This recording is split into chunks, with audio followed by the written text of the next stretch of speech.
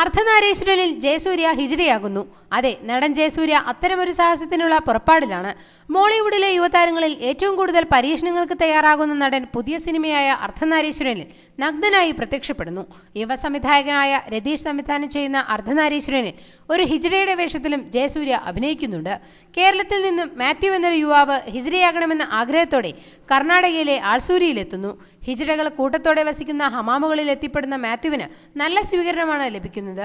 അവിടെ വെച്ച് മാത്യു ഷണ്ഡീകരണത്തിലൂടെ സന്ധ്യ എന്ന പെണ്ണായി മാറുകയാണ്.